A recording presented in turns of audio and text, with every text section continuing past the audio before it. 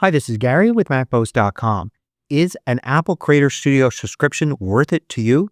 Let's break it down. So the big question on a lot of Mac users' minds right now is it worth it to spend the money to get the Apple Creator Studio subscription? It's $13 a month or $130 a year. Students can get it for $3 a month or $30 a year. And it seems like a pretty good price for a long list of 10 different apps. But in fact, only 6 of the apps are ones that you get with Apple Creator Studio. 4 of them, Pages, Numbers, Keynote, and Freeform, you can get for free. It's just extra features you get with those. You've really got to analyze each part of what you get with Apple Creator Studio to figure out whether it's worth it for you. And then it's still very subjective. It's going to be worth it to some people and not to some other people. So let's break it down by looking at each one of the things that you get with Apple Creator Studio. I'm going to assign a point value from 1 to 5 for each of those. And this is going to count for, if you use this feature, how much is it really worth? And then we're going to shoot for a value of 3. If we get to 3, it's worth it to buy Apple Creator Studio. So let's start off by looking at the big apps that you get with Apple Creator Studio.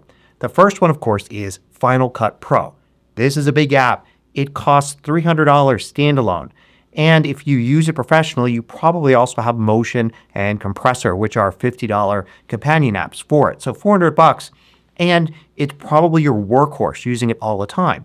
So right away, we've got a big winner here. I'm going to assign this a value of 4. So if you use Final Cut Pro all the time, or you're planning to, then this alone makes the price of the Apple Creator Studio worth it. But there's another big app, Logic Pro. So if you do music and audio, you may be using Logic Pro all the time, or perhaps that's in your future, then I'd say this is also 4 points. So either one of these two apps by itself is much more than you would need to justify the cost of Apple Creator Studio. But there's actually a third big app. It's Pixelmator Pro. So this is new in that it's kind of joining all these other Apple apps. Apple bought it a little more than a year ago. It's basically a Photoshop competitor if you haven't used it. It's not Photoshop. Photoshop is huge and old and has lots of legacy stuff in it. And Pixelmator Pro is a good alternative for most, but not all, people. And as a matter of fact, at $50 for the standalone version, I think that's so undervalued. I'm actually going to rate this a 3 here. I'd say that will justify the cost, just barely, of Apple Creator Studio by itself. But you have to look at all of these point values with an eye on how you use the apps. For instance, if you don't use Final Cut Pro all the time, but think you may use it occasionally, maybe it's only worth 1 or 2 points to you. Same with Logic Pro. Pixelmator Pro, I think, is a little different. I think the 3 points there is for people that just from time to time, maybe once a week, a few times a month, need to work with images. Then I think it's worth 3 points right away. If you're a graphic artist, chances are you don't just use one tool. So Pixelmator Pro is going to be part of that. So you have to figure out for each of these apps what it's really worth to you. Now, it's not just about the big apps. Let's look at the big features that you get with Apple Creator Studio. Image content is a big part of that. Apple has introduced the Content Hub. This is basically stock photos, stock illustrations. This is very disappointing. Looking through what you get in the Content Hub, it may seem like a lot if you've never used a service like this before. But it's actually a really tiny set of photos and illustrations, nowhere near the size of what you may be used to if you already use a service like this, like Adobe Stock or Shutterstock or iStock Photo, those kinds of things. It's very tiny, and in fact, a lot of things I searched for either had no results or had results that weren't the thing I was searching for, just something close to it. So, extremely disappointed in this. Nobody should be getting Apple Creator Studio because of Content Hub. I'm going to rate this not at a 0 because, of course, it has value. Everything has value. Content Hub is actually worth less than 1 point. So I'm just going to say that here. Less than 1 basically will count it as a 0. Now, it's not just Content Hub. There's also a bunch of AI image generation and alteration tools. So you can generate images, and it's just like Image Playground, which we already have for free. And there's a ton of other services out there that you can use to generate images. A lot of them have free tiers that will fit most people's needs. And if you need more, you can pay for more, and you'll get probably a better AI image generation service than what Apple's got here. I wouldn't say it's worth anything for considering Apple Creator Studio. I'm also going to put this at a less than 1. There's a few other things like upscaling. If you need that, you're probably going to go elsewhere anyway. And it's got like automatic cropping, which is like you can just crop it yourself. That's not like a big sell. If you find these videos valuable, consider joining the more than 2,000 others that support MACMOST through Patreon. You get exclusive content, course discounts, and more. You could read about it at macmost.com/Patreon. Apple Creator Studio promises a lot of templates that you can use in Pages, in Numbers, in Keynote. There are all these really cool templates, but they're just templates. There's only a few dozen of them for each. There were only a few dozen before, and now there's a few dozen more. They're nice looking templates for sure. But I wouldn't say that's a reason at all to get this. Maybe if Apple did something over the top where there were thousands of templates for anything you could possibly imagine. But they're not. There's just a bunch of really interesting, useful templates. I don't really feel they add any value to a regular subscription like this. So all 3 of these I'm going to put at basically relative 0 there. Now, we also have some special features in some apps. So, for instance, in Numbers, you've got a thing called Magic Fill. And Magic Fill is kind of neat. It could take like names and addresses and then populate other cells with them and stuff. It's not the kind of thing where you're going to get Apple Creator Studio or factor it in at all in determining whether or not you get this. Maybe something some people use occasionally.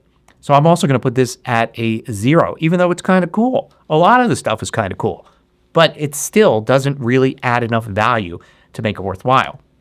Keynote has a bunch of AI features. You can generate slides based on a list. You can populate slide notes with AI. You can clean up slides with AI. They're nice. They're interesting. I could see somebody uses Keynote a lot, maybe getting some use out of these, but they shouldn't be part of this. They should just be a regular part of Keynote. It's also going to be a 0 from me. And finally, we've got Pixelmator Pro Warp. So a new feature in Pixelmator Pro that you only get if you have Creator Studio, not the standalone version, and that's the warping feature. Warping is really cool, and I'm going to be doing a video on it for sure, maybe several, but most people are not really going to look at it as like, oh, wow, this makes it worthwhile. I'm going to still put it as a 0, even though I was really tempted to put it as a 1 here because it's so cool and so nicely done. But wait, there's actually some more. One big feature that will only affect some people is iPad apps. So previously we had Final Cut Pro and Logic Pro as apps for the iPad. It was part of a subscription service. So you're already doing a subscription service with those, and you can continue if you want. Pixelmator Pro is now available on the iPad, and that's also bundled in here. So if previously you were paying for one of those for the iPad, you can now just get all 3 of them on the iPad as part of Apple Creator Studio. And that's a big, big value. So if you're on an iPad, it makes it super worth it, which makes this actually a 5-point feature here. Except, of course, that if you don't have an iPad, then it's a 0. Or if you have an iPad but you don't really use it for much of this, maybe you could see yourself doing some work in Logic Pro, or maybe it would be nice to have Pixelmator Pro on your iPad too, then it might just be a 1 for you. Maybe it pushes things over the top for you to get Apple Creator Studio. And there's one other factor, and this one doesn't get a point value because it's family sharing. So a group of 5 people, you and your spouse and 3 kids, you can all have this. So maybe you use Pixelmator Pro, but your spouse uses Final Cut Pro. You're still only paying 1 subscription fee. Now, if you're wondering how this stacks up against other software subscriptions, well, it's hard to find something exactly like Apple Creator Studio. But for instance, Adobe Creative Cloud is $70 a month. Now, you're going to get a ton of creative apps, and that includes Photoshop and Premiere, which, of course, compare directly to Pixelmator Pro and Final Cut Pro. But Photoshop is the big grandfather of all image editing tools, so it's hard to compare with anything. So you're definitely getting a lot more with Adobe Creative Cloud, but you're paying a lot more for it as well. $70 a month is the standard price. There are always sales and like first year discounts and things like that to make it cheaper as well. Now, the next software subscription people think of is Microsoft 365. So this is purely Office apps. So it's comparable to Pages, Numbers, and Keynote, and you pay $8 a month over the course of a year to get that. But there's nothing in it like Pixelmator Pro, Logic Pro, or Final Cut Pro. So it's really hard to compare these. Pages, Numbers, and Keynote are still free for all the functions that we've been used to. It's only a few new features and things like the Content Hub that you're paying extra for here. Canva is another one to look at. They're $10 a month for the apps and the stock images that they offer. It's not exactly comparable to Apple with like Final Cut Pro as part of this bundle, but it is worth looking at just to get an idea of the price ranges of these things. And if you want an idea of what stock images cost, a really big collection like Shutterstock goes for about $25 a month.